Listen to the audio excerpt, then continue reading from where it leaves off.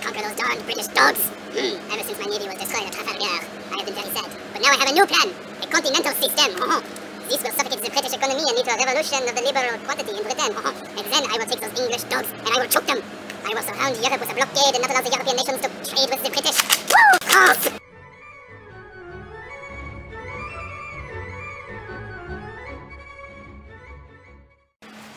Napoleon lying on the ground. Napoleon, bien sûr, monsieur, bien sûr. Waiting my entire life to meet you. And I have one question. One question. How could the continental system work? Oh, you pain my heart with your question. I feel it too. I feel it. Oh, come, my child, let me tell you how it could have worked.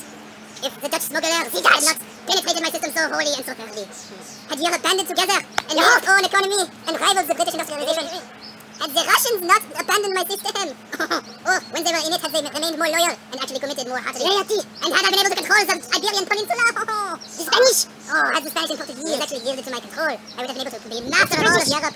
But alas, I have been overcome.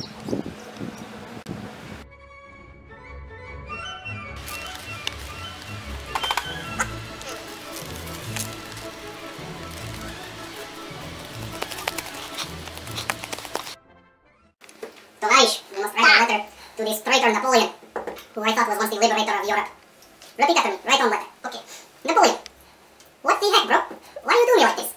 This really sucks for my country. I, Alexander I, Tsar of Russia, King of Poland, ruler of all the Slavic people, I do hereby say that I am leaving your silly continental system for good. And if you want me to rejoin it, you can come and make me yourself.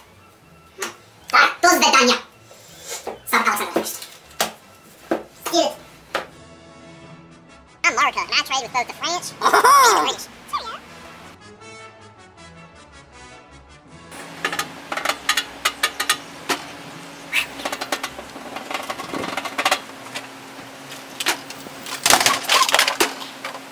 Take that, Napoleon! So did everyone have a good homecoming? Yeah. Alright, cool. See, now the thing I've always found interesting about homecoming is that afterwards there tends to be a lot of drama, and sometimes people break up after homecoming. And, the thing about breakups is that there's often a whole slew, if you will, of hotly debated issues that lead to why the two people broke up. And that, no one really knows what one reason for sure is why the breakup happened. But that reminds me a lot of how the Continental system ended, really. Because if you look at it, there are a lot of hotly debated issues about the Continental system that historians can't agree on. So if we examine the historiography of the event and understand how the different historical interpretations, they'll help you develop a much stronger, better essay and get you on the road to getting a 7 on your IB exam, which is going to be taken at the end of next year. Most historians agree that the primary cause of the Continental system's failure was how much stronger the English economy was compared to the continent's economy. The fact that the British already had a worldwide empire with which they could trade. But Mrs. McGloine, Yes? what about the Dutch smugglers? It's true that the Dutch smugglers also had a pretty big role because the Dutch didn't like to be confined to European continental systems and ideals, and they liked to be very free in their trade. So some historians will agree that, yeah, the Dutch smugglers actually were a much more important part than the English. But Mrs. McGloine, Yes, Anna? what about Russia? Oh, that's true. The Russians, from a Russian historian's perspective, probably would say that they were the most important reason why the continental system failed. Because such a huge power in Europe decided to pull out of Napoleon's continental system, and then he went and destroyed his whole army trying to fight such a huge power in Europe. But Mrs. McGloine, Yes, Anna? what about the U.S.? Well, we see that John Merriman specifically states that the U.S. really had a really big role in collapsing the continental system because it showed the Europeans' weakness and Napoleon's willingness to back off from his hardline stance on the continental system in order to open up trade with the Americans. But Mrs. McGloine, Yes, Anna? what about the Peninsular War?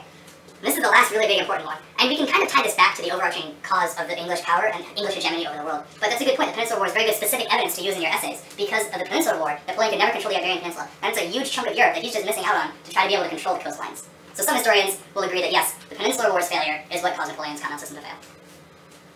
No food in class, please, put that away.